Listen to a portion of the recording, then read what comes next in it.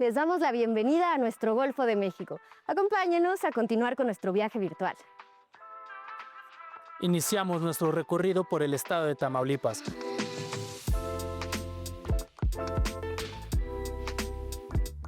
Pasando por Tabasco y llegando finalmente a Veracruz. Para arrancar, yo les quiero preguntar si ustedes conocen el son huasteco y si saben de dónde es originario. La verdad es que yo no estoy muy familiarizado con ello.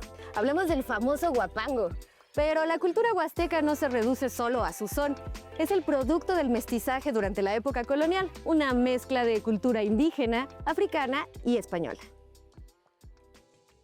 Al sureste del Golfo de México, a orillas del río Pánuco, nació hace 4000 años una cultura cuyas huellas permanecen de muchas formas hasta el día de hoy: la cultura huasteca. La huasteca abarca los estados de Tamaulipas, Veracruz, San Luis Potosí, Querétaro, Hidalgo y Puebla. Esta región contiene vestigios arqueológicos, culturales y genéticos de la antigua cultura huasteca.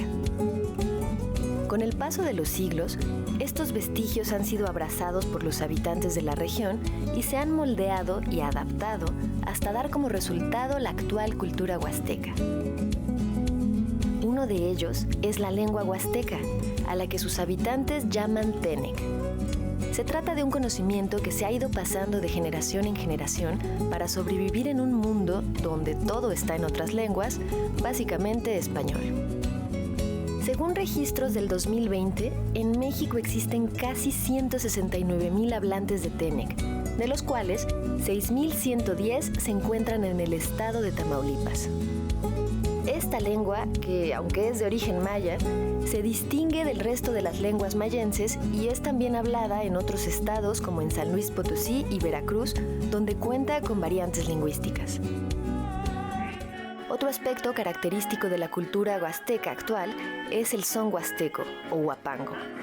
Su origen no es estrictamente prehispánico, sino colonial, y también ha sido resultado de un largo proceso cultural.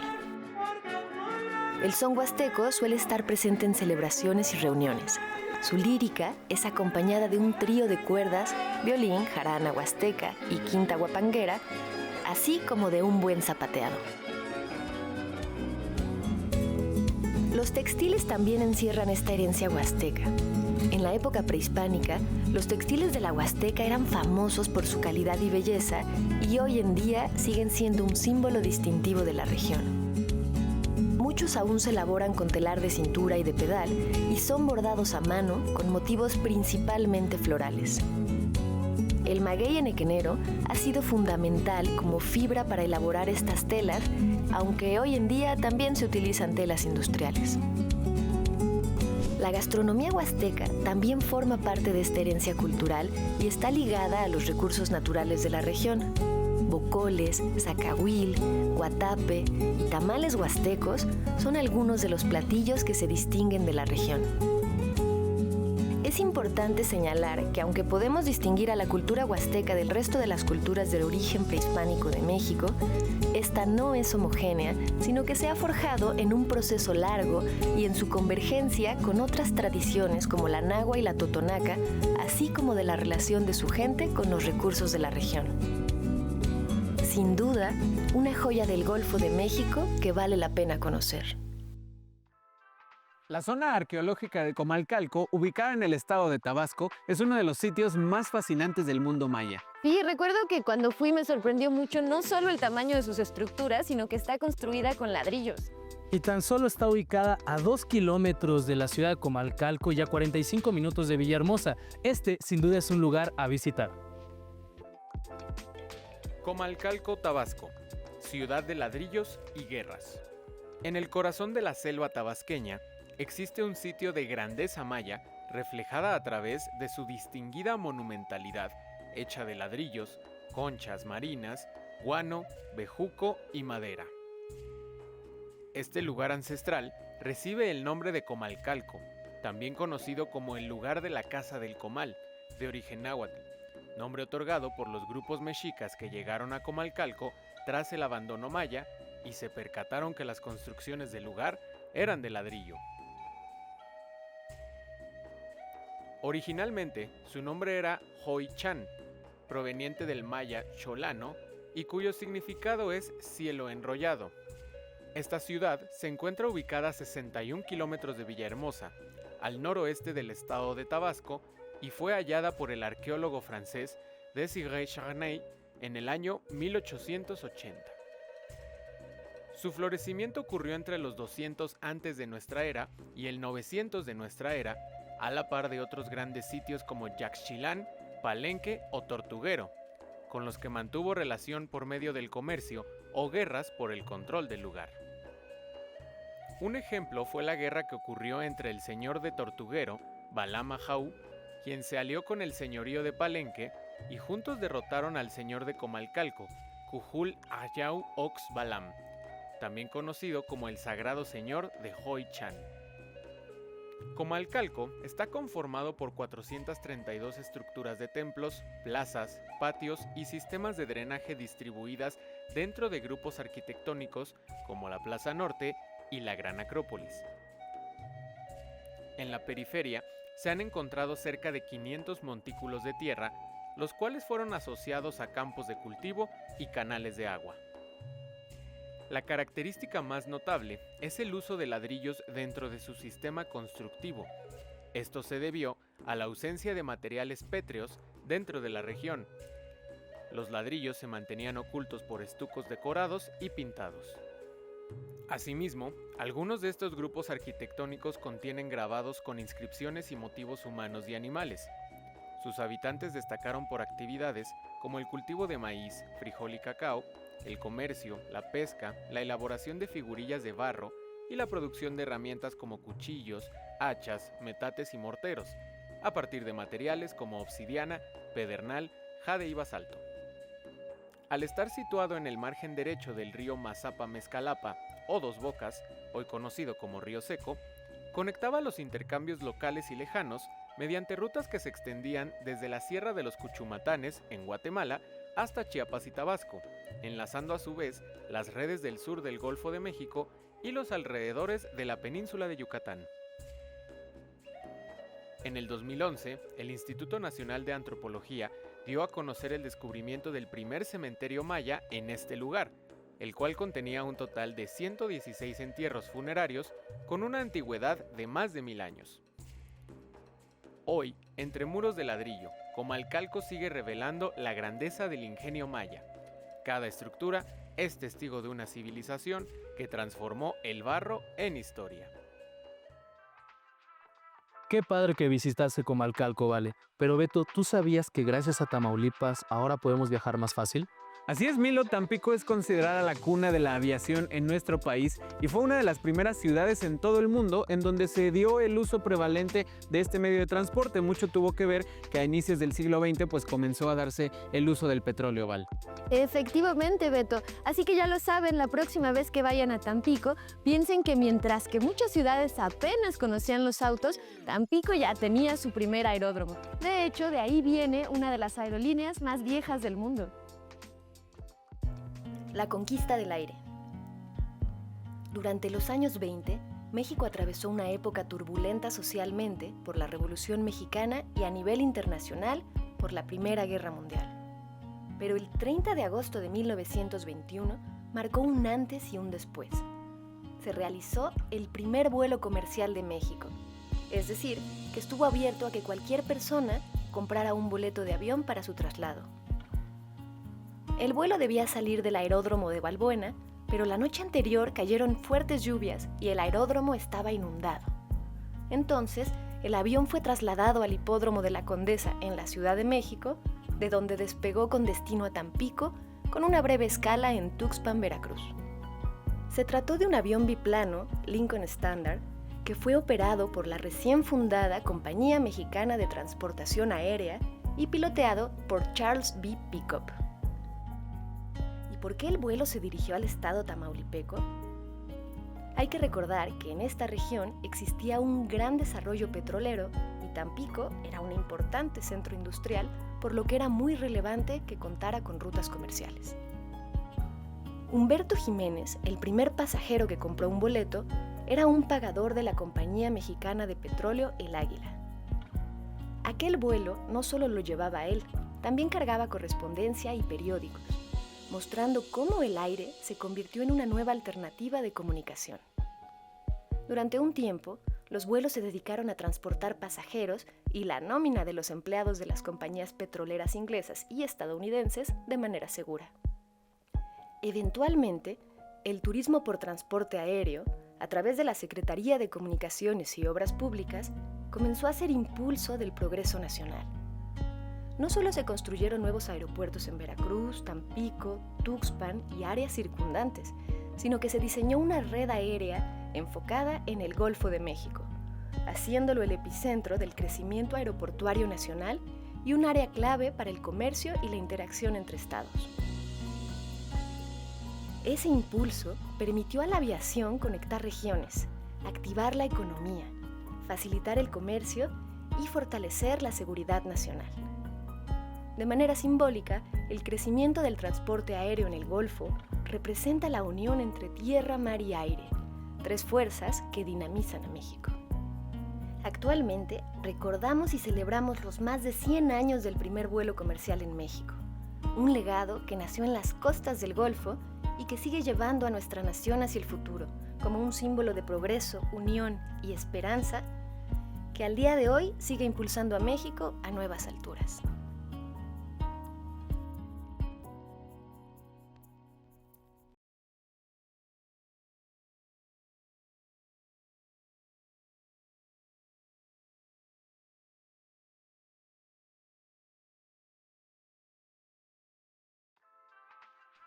La llegada de los europeos al Golfo de México no fue únicamente en un solo viaje, sino en toda una serie de expediciones.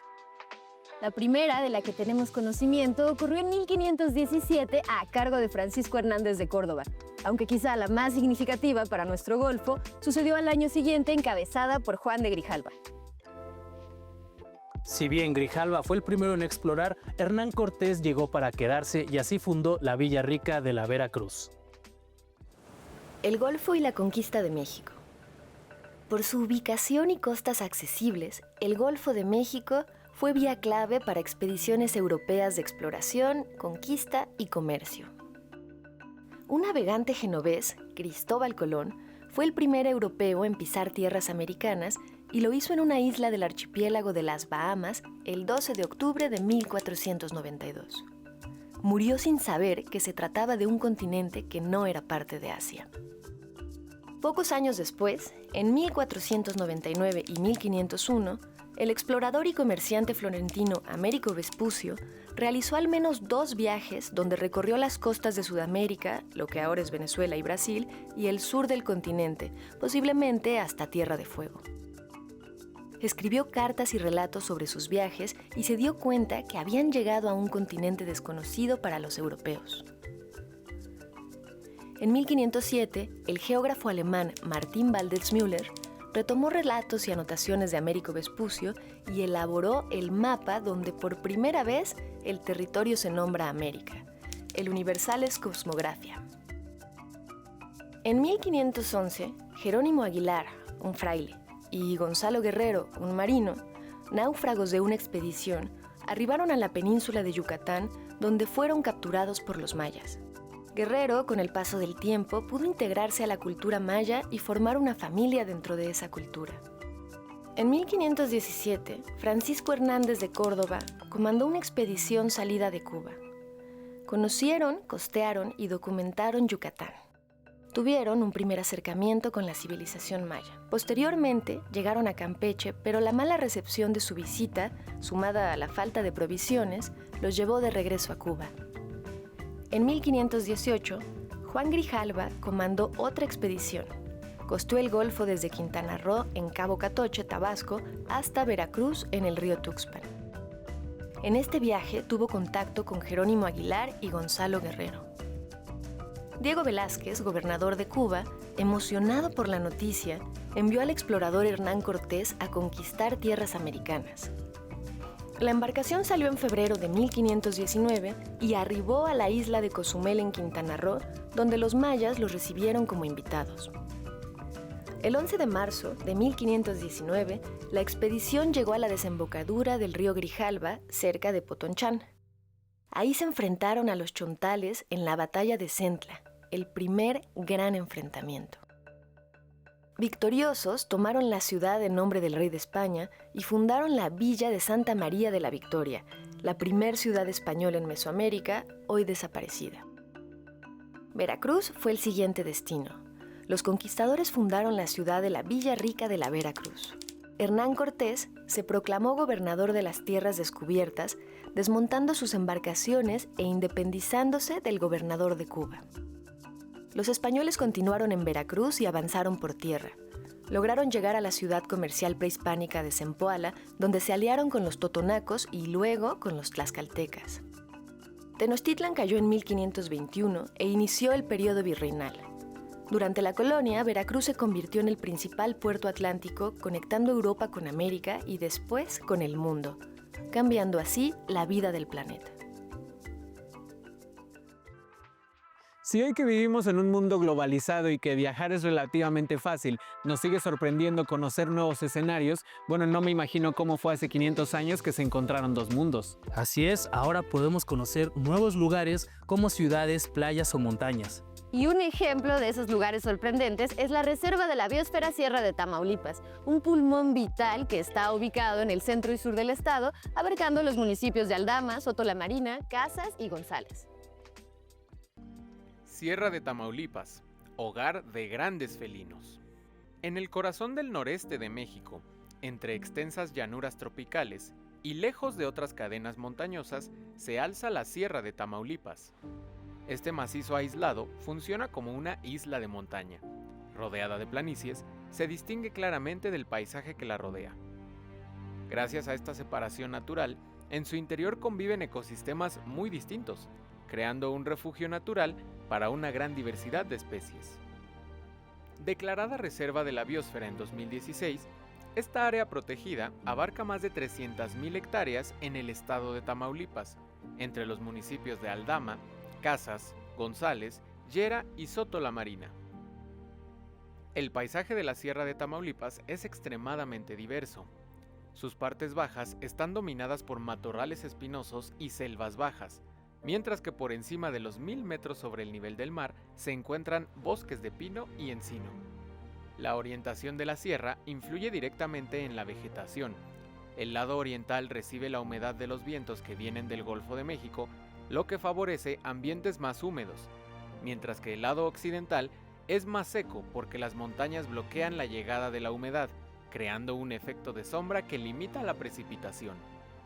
Este gradiente de climas y vegetación permite que en la Sierra de Tamaulipas convivan especies típicas de climas templados, que normalmente se encuentran en regiones más frías del norte, con especies neotropicales, propias de zonas cálidas y húmedas. Se han documentado más de 3000 especies de plantas, y entre sus especies de vertebrados más representativas se encuentran el puma, el ocelote, el tigrillo, el jaguarundi, el perico mexicano, la guacamaya verde, entre otros. Entre los grandes felinos destaca el jaguar, el más grande de América, cuya presencia en el Cañón del Diablo confirma que esta zona es un hábitat fundamental para la especie dentro de la Reserva de la Biosfera. Gracias al monitoreo comunitario en el cañón, se han identificado al menos 8 jaguares desplazándose en un área de 13,000 hectáreas. Este cañón, que se extiende por 75 kilómetros entre selvas y bosques, funciona como un corredor natural que facilita el movimiento de estos grandes carnívoros a lo largo de la sierra. A pesar de su riqueza natural, la sierra enfrenta amenazas como el desmonte para ganadería y la fragmentación del hábitat. Sin embargo, su terreno de pendientes pronunciadas y suelos difíciles de cultivar ha protegido buena parte del territorio de la agricultura intensiva, manteniendo un estado de conservación notable. Hoy, la conservación de la Sierra de Tamaulipas depende del trabajo conjunto entre las comunidades locales, centros de investigación, universidades y la CONAN. La restauración de hábitats, la vigilancia constante y el fomento de actividades sostenibles son esenciales para mantener este ecosistema como un refugio para especies representativas de la sierra y una fuente vital de agua para la región.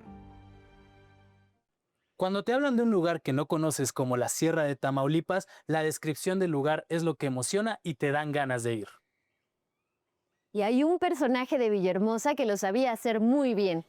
Conocido como el poeta del paisaje o el poeta de América, Carlos Pellicer es un escritor importantísimo para comprender la cultura de Tabasco.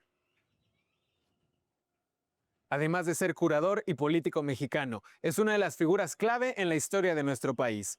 Nosotros con esto cerramos, pero seguimos invitándolos a que nos acompañen en este recorrido virtual a través del Golfo de México. Carlos Pellicer. ¿Cuántas personas caben en una sola? Pareciera que la pregunta carece de lógica debido a que físicamente es imposible que más de un individuo quepa en el espacio de otro, en su cuerpo. Sin embargo, si le dotamos un matiz filosófico a esta pregunta, la respuesta se nos hace más sencilla debido a que a pesar de que en teoría el ser humano es uno en su existir, en su hacer y pensar, puede albergar más de una faceta, más de una cara que conforman al universo personal de cada individuo. El poeta y ensayista Luis Ríos, cuidado con confundir con el caricaturista, en un escrito hace una pregunta: ¿cuántos Pelliceres hay? El trabajo en cuestión trata sobre la obra artística del poeta, museógrafo, educador y político Carlos Pellicer. Nació el 16 de enero de 1879 en San Juan Bautista, hoy Villahermosa, Tabasco. En su vida, dedicó muchos de sus esfuerzos a diversas causas en común que tenían por objetivo preservar ideales intelectuales y de identidad nacional. Como político, fue un colaborador de José Vasconcelos y su proyecto educativo que buscaba alfabetizar a la población. Lo anterior se une a su labor como maestro, al impartir clases en lugares diversos de la República Mexicana, desde niveles básicos hasta niveles superiores, lo cual lo llevó a dar clases en la UNAM como profesor de poesía moderna. Por el lado museográfico y arqueológico, estuvo involucrado en el desarrollo de lugares tan emblemáticos como el Museo Regional de Antropología Carlos Pellicer Cámara y el Parque Museo de la Venta, creados por su preocupación de conservar las piezas arqueológicas que estaban en riesgo de ser destruidas por la intervención de Pemex en la zona. Tiempo después, se volvió diputado por el estado de Tabasco desde el 1 de septiembre de 1976 hasta su muerte el 16 de febrero de 1977. Perteneció a un grupo de intelectuales mexicanos que se autodenominaron como los contemporáneos, donde figuraron personajes como Javier Villaurrutia, Salvador Novo, Jaime Torres Bodet, entre otros. En su obra poética, donde reluce el aspecto polifacético de Pellicer, esto porque en sus escritos podemos ver multitud de técnicas, posturas, sentires y formas que le permitieron explorar de manera consistente y fructífera el principal tema que habita en sus poemas, la belleza poética del mundo. Carlos Pellicer nos da muestra de la divinidad de la tierra y sus elementos esenciales a través de una mirada reflexiva, íntima y cercana con ellos. Pellicer fue una figura con muchos matices que convivieron en su interior y sin embargo nunca entraron en conflicto, sino que volvieron la figura del poeta en un mundo que vigilaba la tierra para poder escribir sobre ella, sobre sus detalles, sobre sus encantos, y que no solo se quedaba en una labor de vigilia, sino que su actuar sobre el mundo que en tanto admiró dejó marcas que a día de hoy se pueden presenciar. Entre la selva enorme de la hierba, la hormiga y una gota de rocío, todo el cielo y la tierra mudo espío, y alguien inmóvil y voraz me observa. ¿A dónde va la hormiga? ¿Qué reserva a esa gota de cielo? ¿A qué albedrío pertenecen mis ojos? ¿Soy ya mío? El tiempo entre los ángeles me observa. Nada y eternidad, un haz de viento desordenó la hierba. Aquella hormiga perdió el campo y el mínimo aposento celestial escurrió su clara amiga. Surgió el alma y el cielo corpulento la levantó profundo de una espiga.